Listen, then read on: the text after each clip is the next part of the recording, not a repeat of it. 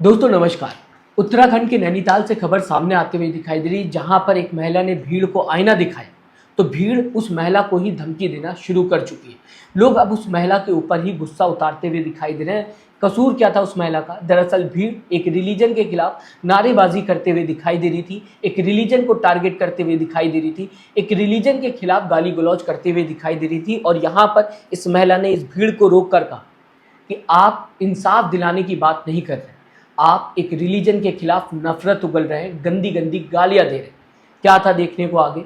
इस महिला को ही धमकियां देना शुरू कर दी। पूरा मामला क्या है मैं आपको दोस्तों बताना चाहूँगा। खबर सामने आते हुए दिखाई दे रही है उत्तराखंड के नैनीताल से, जहां पर एक मासूम के साथ बलात्कार होता हुआ दिखाई दिया। और जो आरोपी है जिसने ये दुष्कर्म किया उसका नाम उस्मान है। उसकी एज की अगर दोस्तों बात की जाएगी, अलग अलग वेबसाइट में अलग अलग एज लिखी हुई है, लेकिन कहा जा सकता है 60 के आसपास एज है। उस्मान ने जो भी किया उसके लिए कड़ी से कड़ी सज़ा उस्मान को देनी चाहिए। अगर फांसी की सज़ा हो सके तो वो भी मिलनी चाहिए। लेकिन ऐसे में उस्मान के बहाने एक रिलीजन को टारगेट करना, क्योंकि उर्दू नाम वाला आरोपी है, क्या सही हो जाता है?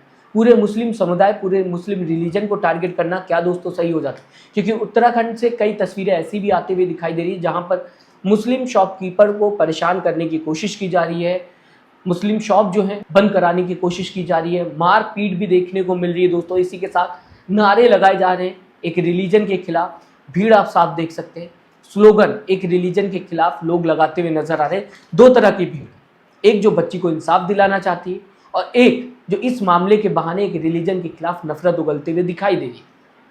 दूसरी भी वीडियो मैं अभी आपके सामने रखूंगा जहां पर लोग बताने की कोशिश कर रहे हैं कि हमें बच्ची को इंसाफ दिलाना, ना कि एक रिलीजन को टारगेट करना। रिलीजन को टारगेट करना दोस्तों ये कहा जा सकता है मेन मकसद हो सकता है लोगों का, क्योंकि वीडियो जो सामने आ रही है उसमें कहीं पर भी लोग बच्ची को इंसाफ दिलाने की बात कर ही नहीं रहे, इस मामले की बात कर ही नहीं रहे।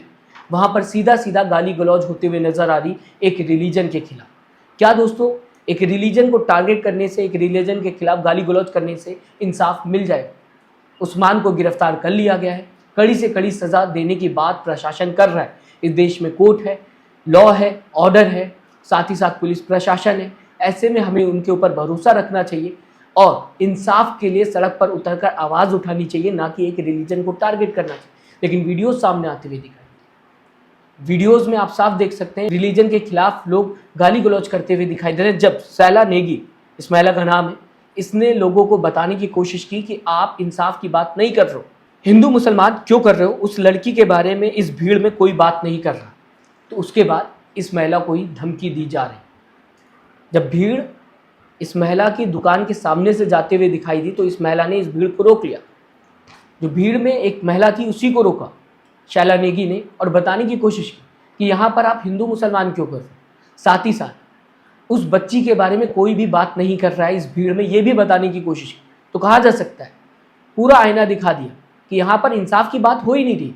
यहाँ पर तो इस मामले के बहाने एक रिलीजन को टारगेट किया जा रहा है। तो होना क्या था?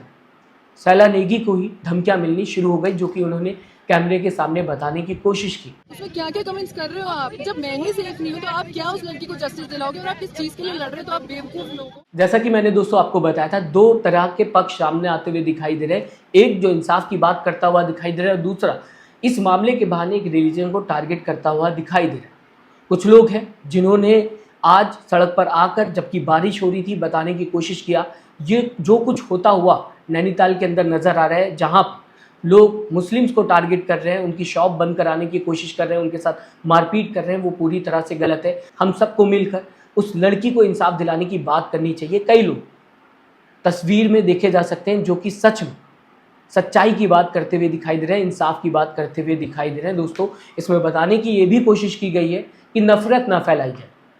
इस मामले के बहाने जो नफरत कई लोग फैलाते हुए दिखाई दे रहे हैं, जो राजनीति का बहाना इसमें ढूंढा जा रहा है, वो कम से कम ना ढूंढा जाए। ये भी तस्वीर सामने आते हुए दिखाई दे रही है। लड़की के लिए न्याय की बात कर रहे हैं और माँ बहन की गालियां दे रहे हैं। हम उस बच्ची के लिए कैसे न्याय की लड़ाई लड़ पाएंगे? मतलब हम जाना चाह रहे थे, उस बच्ची के लिए हम आवाज उठाना चाह रहे थे, पर हमें ऐसे में डर लग रहा था जाने में, क्योंकि वहाँ पे जो आदमी थे उनके गुस्से, मार पिटाई, ऐसे में हम सेफ कैसे फील करें? आपको अगर सजा देंगे तो आप उस इंसान को दीजिए। सिर्फ एक की गलती की वजह से पूरी कम्युनिटी गलत नहीं है। तो सवाल ये उठता है कि क्या आज के दौर में इंसान इंसाफ की बात कर रहा है या इंसाफ के बहाने एक रिलीजन को टारगेट कर रहा है? जैसा कि मैंने आपको उत्तराखंड का एक एग्जाम्पल दिया, साथ ही साथ दोस्तों मैं आपको बताना चाहूँगा अभी हाल में पहलगाम में हमला होता हुआ दिखाई दिया था, जहां पर इंडियन नेवी लेफ्टिनेंट विनय नरवाल की वाइफ कैमरे के सामने आके बताने की कोशिश करी कि लोग मुस्लिम या कश्मीरियों के खिलाफ ना जाएं। जिस शख्स के घर का इंसान चला गया उस हमले में, वो शख्स कैमरे के सामने आकर बताने की कोशिश कर रहा है कि कम से कम मुस्लिम और कश्मीरियों के खिलाफ ये जो होता हुआ दिखाई दे रहा है इसे बंद किया जाए। बहुत बड़ी बात है दोस्तों, इतना कहना जबकि इनके पति की जान चली गई, बहुत बड़ी बात है। घर पे क्या बीत रही होगी, पूरी ज़िंदगी अभी आगे बाकी है। ऐसा हो जाना, लाइफ पार्टनर चला गया दुनिया छोड़ के, और इसके बाद आप बताने की कोशिश कर रहे हैं कि भैया यहाँ पर जो भी मासूम लोगों को टारगेट कर रहा है इंसान, वो ना करे। क्या देखने को मिला इसके बाद? हिमांशी, जिनके पति की जान चली गई, जिन्होंने कैमरे के सामने आकर बयान दिया कि इसे लेकर राजनीति ना की जाए, इसे लेकर नफरत ना फैलाई जाए, उनको ही टारगेट लोगों ने करना शुरू कर दिया। सोशल मीडिया पर कई ऐसे पोस्ट देखे गए जहां पर लोगों ने हिमांशी के ही खिलाफ लिखना शुरू कर दिया। ये भी नहीं सोचा कि इस महिला ने अभी अभी अपने पति को खोया है, इसके बावजूद ये नहीं चाहती कि देश में हंगामा हो, देश में नफरत फैले। हाँ, इंसाफ की बात हिमांशी करते हुए नजर आई कि इंसाफ ज़रूर मिलना चाहिए, जिन लोगों ने गलत किया उनको कड़ी से कड़ी सज़ा मिलनी चाहिए, लेकिन बेकसूरों को मारना नहीं चाहिए। इसके बाद हिमांशी के ही खिलाफ लोग उतरते हुए दिखाई दिए। तो कहा जा सकता है दोस्तों, जैसा कि सैला नेगी के साथ होता हुआ दिखाई दिया, वैसा ही इंडियन नेवी लेफ्टिनेंट विनय नरवाल की वाइफ हिमांशी के साथ भी देखने को मिला। दोस्तों, उत्तराखंड को लेकर ये पहली बार मैं खबर नहीं बता रहा हूँ। इससे पहले अगर बात की जाए, अंकिता भंडारी का भी केस सामने आया था, जहाँ पर मैंने आपको बताने की कोशिश की थी कि अंकिता भंडारी के साथ जो कुछ हुआ बहुत गलत हुआ। जिसने भी दुष्कर्म किया, जिसने भी अंकिता भंडारी के साथ गलत किया, उसे कड़ी से कड़ी सज़ा मिलनी चाहिए। आज भी कहा जा सकता है अंकिता भंडारी के पेरेंट स्ट्रगल करते हुए इंसाफ को लेकर नजर आ रहे हैं।